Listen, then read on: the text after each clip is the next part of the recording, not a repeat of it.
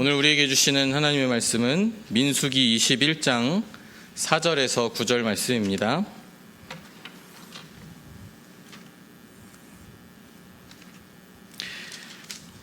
구약성경 231쪽 민수기 21장 4절에서 9절 말씀,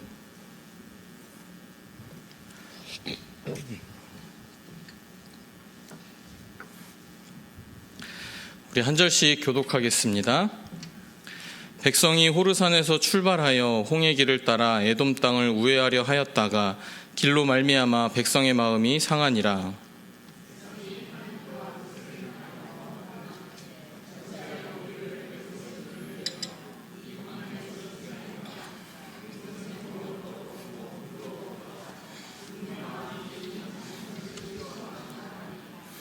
여호와께서 불뱀들을 백성 중에 보내어 백성을 물게 하심으로 이스라엘 백성 중에 죽은 자가 많은지라.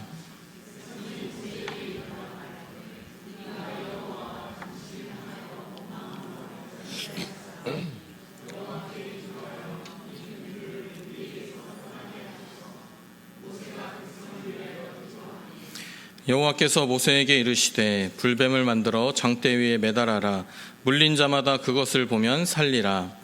모세가 놋뱀을 만들어 장대 위에 다니 뱀에게 물린 자가 놋뱀을 쳐다본즉 모두 살더라. 아멘. 오늘도 살아계신 하나님의 신령한 은혜가 이 저녁 우리 가운데 충만할 것을 믿습니다. 요즘은 초행길을 갈 때 크게 걱정이 되지 않습니다. 내비게이션이 너무 잘 돼 있어서 그렇죠. 내비게이션만 잘 따라가면 목적지에 도착할 수가 있습니다. 그런데 때로는 이 내비게이션이 왠지 이상한 길로 인도하는 것만 같은 때가 있습니다.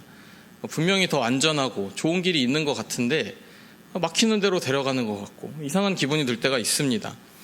막 돌아가라 그러고 그러면 괜히 답답하고 왜 이 길로 가야 하지?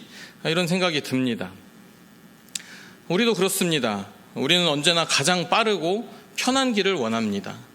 계획했던 대로 일이 풀리기를 원하고 막힘없이 목적지에 도착하기를 바랍니다. 그런데 하나님께서는 때로 우리가 기대했던 그 길을 막으시고 전혀 예상하지 못했던 길로 인도하실 때가 있습니다. 그 순간 우리의 마음에는 두 가지 선택이 생깁니다. 하나님, 왜 이런 길을 가게 하십니까? 라면서 원망할 것인가? 아니면 하나님께서 이 길에도 뜻이 있으실 것이다 라고 믿음으로 걸어갈 것인가? 이 선택입니다. 오늘 본문의 이스라엘 백성도 바로 그런 상황을 만났습니다. 눈앞에는 가장 빠른 길이 있었지만 하나님은 그 길을 허락하지 않으셨습니다.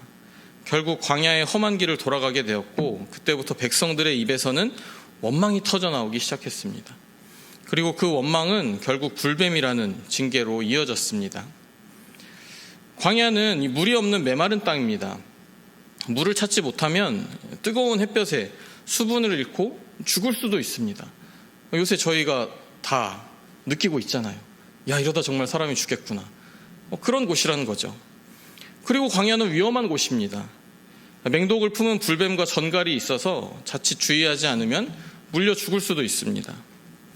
그런데 하나님께서는 단단한 반석에서 물을 내셔서 메마른 땅을 적셔주셨고 불뱀과 전갈로부터 보호해 주셨습니다. 심지어 그곳에는 광대하다라고 했습니다. 오랜 시간 그 위험과 불편함을 견뎌 거쳐야 하는 곳이 바로 광야입니다. 그런데 오늘 본문을 보면 이 광야의 불뱀들이 대거 이스라엘 백성들을 공격하기 시작합니다. 그리고 이 불뱀에 물린 사람들이 죽어갑니다. 이때 나타난 뱀들은 하나님께서 이스라엘에게 보내신 겁니다. 그동안 광야의 불뱀과 전갈로부터 보호해 주시던 그 손길을 거두시니 그것들이 이스라엘을 공격하게 되고 많은 사람들이 죽게 된 것입니다. 이렇게 하신 이유는 이스라엘 백성들이 하나님을 향해 원망하는 그 죄를 지었기 때문입니다. 불뱀의 습격으로 죽어가자 이스라엘 백성들은 그제야 모세에게 와서 이야기를 합니다. 7절을 보시면 백성이 모세에게 이르러 말하되 우리가 여호와와 당신을 향하여 원망함으로 범죄하였사오니 여호와께 기도하여 이 뱀들을 우리에게서 떠나게 하소서. 모세가 백성을 위하여 기도하매. 그런데 하나님께서는 이 회개하는 이스라엘 백성을 보시고 그들에게서 이 뱀들을 떠나게 해주실 뿐만 아니라 노스로 뱀을 만들어 장대 위에 매달게 하시고 그것을 보는 자마다 살 수 있게 하셨습니다. 이스라엘 백성은 그저 저 뱀을 떠나게 해주십시오, 제발 살려주십시오 이렇게 구했지만 하나님은 그 노뱀을 보던 이들마다 생명을 얻도록 더 큰 은혜를 부어주셨습니다.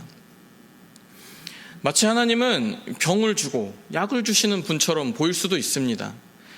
하지만 그 내면을 들여다보면 이 재앙을 자초한 것도 이스라엘 자신들이고 다시금 하나님의 더 큰 은혜를 입게 된 것도 회개한 그들 자신임을 볼 수 있습니다. 하나님은 이스라엘 백성들의 모습에 따라서 징계를 내리기도 하시지만 자격 없는 그들에게 한없는 은혜를 베풀어 주시기도 합니다. 오늘 말씀을 통해서 이스라엘 백성들의 어떤 모습이 이 뱀에 물릴 만한 모습이었는지 살펴보면서 우리의 삶에도 뱀에 물릴 만한 원망은 없는지 돌아보고 그럼에도 불구하고 베풀어 주시는 하나님의 이 은혜를 깊이 나누기를 소망합니다.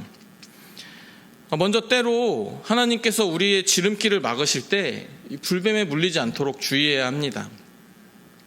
이스라엘 백성들이 불뱀에 물렸던 첫 번째 이유는 이 눈앞에 놓인 이 지름길인 대로가 막히고 멀고 험난한 길을 돌아가야 했기 때문입니다. 이스라엘 백성이 호르산을 떠나 광야를 행진하던 중 에돔의 국경을 만납니다. 모세는 에돔 왕에게 왕의 대로 그 길을 지날 수 있게 해달라고 협상을 합니다. 왕의 대로는 이 에돔과 모압, 암몬을 잇는 큰 길로 오래전부터 이 무역과 군사 통로로 사용되었습니다. 그 길만 통과하면 이스라엘 백성들은 목적지를 향해서 훨씬 빠르게 편하게 갈 수 있었습니다. 이스라엘 백성들에게는 그 길을 통과하고 싶은 간절함이 있었을 것입니다. 모세는 그 길을 지날 때 에돔 사람들에게 아무런 해도 끼치지 않겠다 약속을 합니다. 하지만 에돔은 이 제안을 단호하게 거절합니다. 200만 명이나 되는 이스라엘 백성이 자신들의 땅을 지나가는 것을 두려워했기 때문이죠. 백성이 자신들의 땅을 지나가는 것, 그것이 참 두려웠던 것입니다.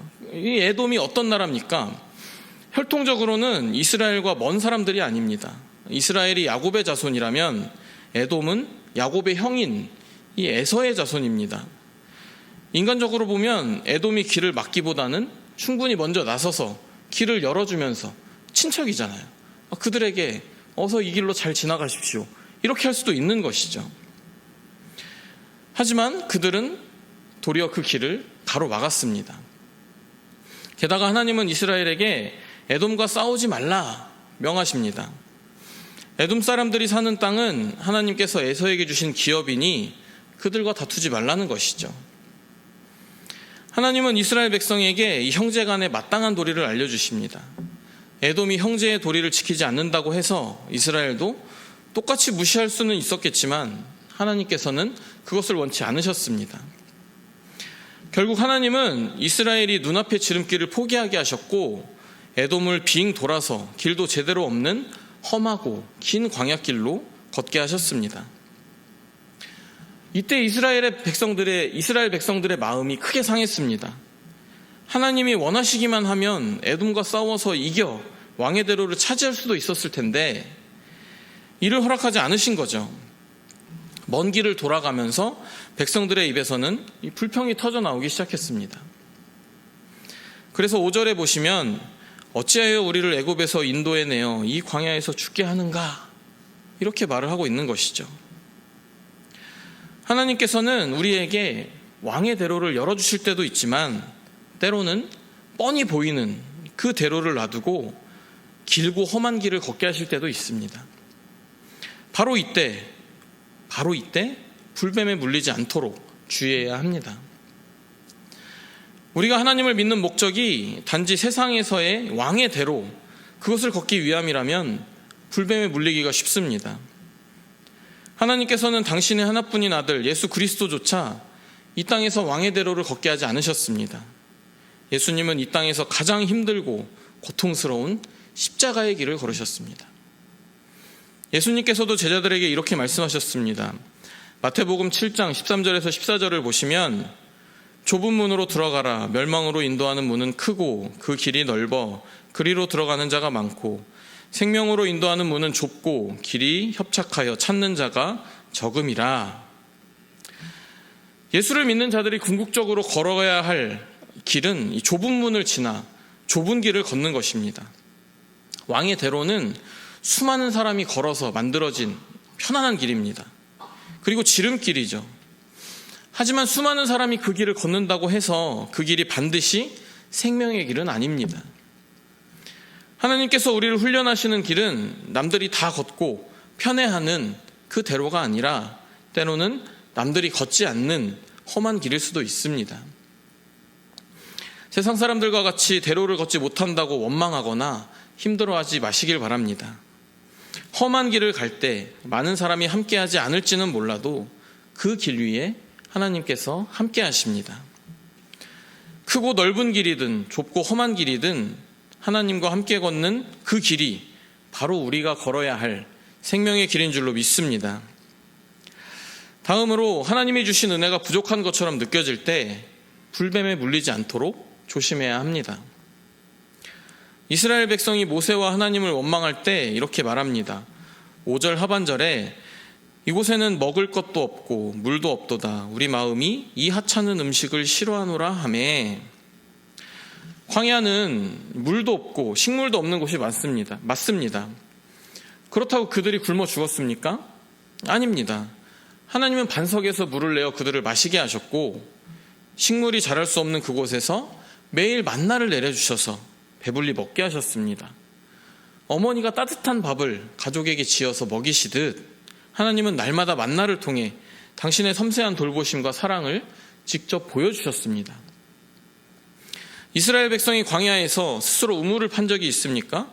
먹을 것을 얻기 위해서 농사를 짓거나 씨를 뿌린 적이 있습니까? 그들이 광야에서 먹고 마신 것은 그들의 노력이나 자격 때문이 아니었습니다. 철저히 하나님의 은혜였습니다. 심지어 하나님은 그 만나를 언약궤 안에 넣어서 대대로 기념하라 하실 만큼 만나를 귀하게 여기셨습니다. 그런데 정작 이스라엘 백성들은 그 기적의 음식, 하나님이 주신 그 음식을 귀하게 여기지 않았습니다. 하나님이 은혜로 주신 그 음식을 가리켜서 하찮은 음식이다 경멸했습니다. 여러분이 누군가를 위해서 정성껏 음식을 준비했는데 그 사람이 밥을 먹으면서 맛이 왜 이러냐, 뭐 간이 어쩌네 저쩌네 이런 얘기하면은 마음이 어떠시겠습니까? 하나님의 은혜가 부족하게 여겨질 때 바로 그때를 조심해야 합니다. 이스라엘 백성이 처음부터 만나를 하찮게 여긴 것은 아니었습니다. 처음에는 너무나 소중하고 감사하게 먹었습니다. 민수기 11장 8절을 보면 처음 만나를 먹었을 때의 감격이 기록되어 있습니다.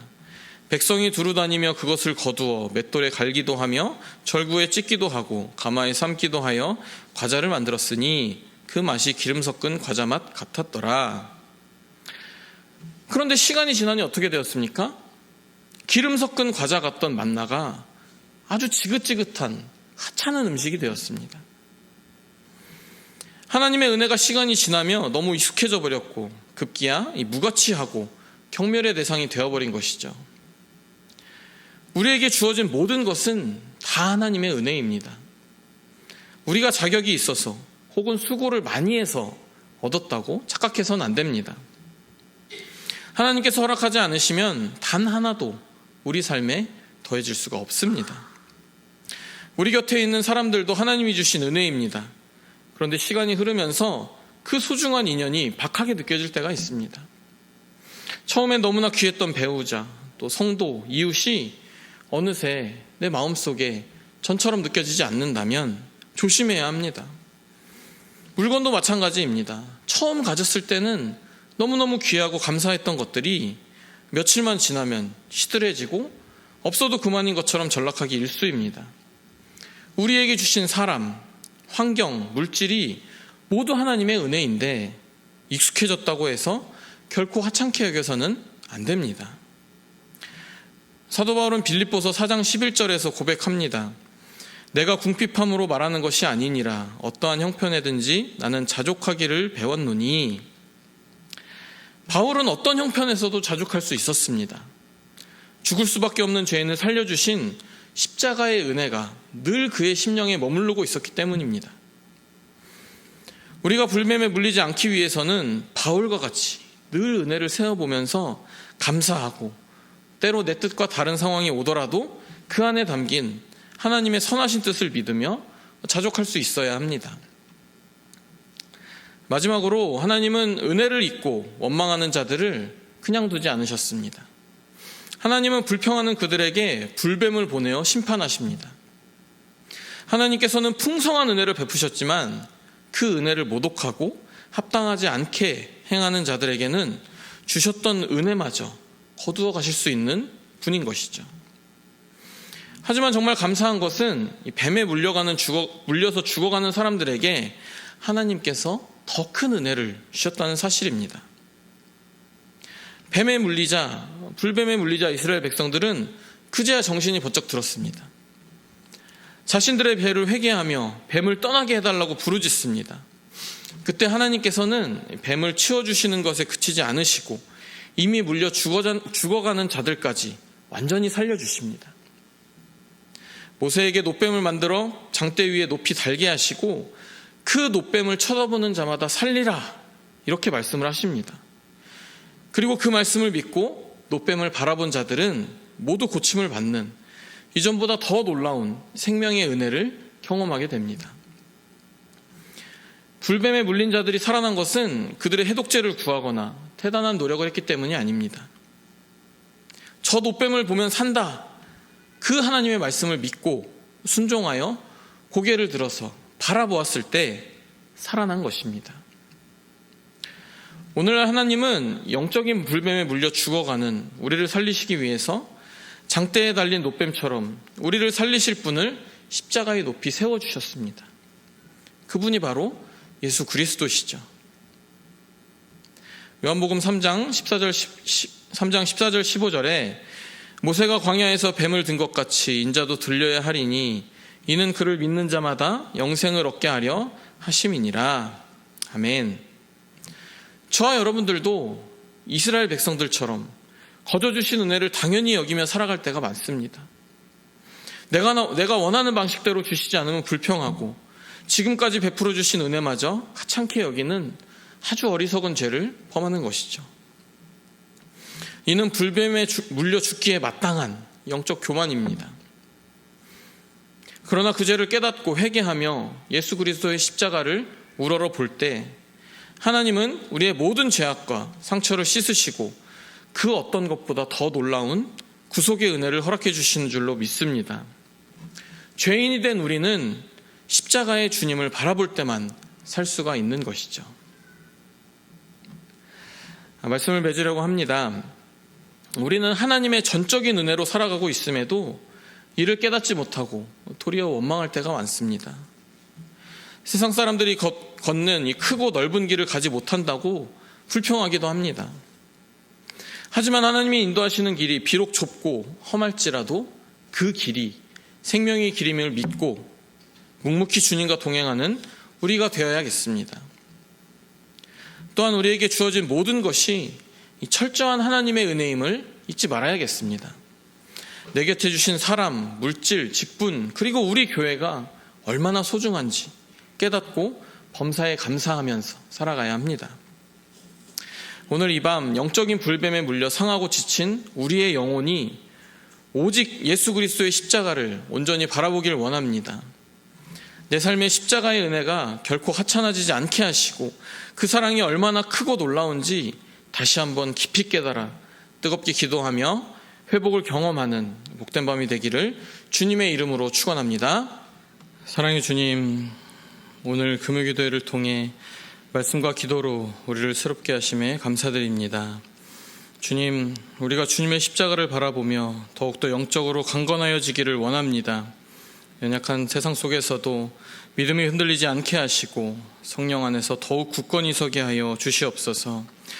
오늘 우리가 마음과 뜻을 모아 드린 모든 기도를 주님께서 하나하나 기억하여 주시고 주께서 친히 역사하여 주시옵소서. 부르짖은 심령마다 응답의 확신을 안고 세상으로 나아갈 수 있게 하여 주시옵소서. 매일의 삶 속에서 복음의 능력으로 승리하게 하여 주시옵소서. 오늘도 살아 역사하시며 우리의 기도를 들으시는 예수 그리스도의 이름으로 기도드립니다. 아멘.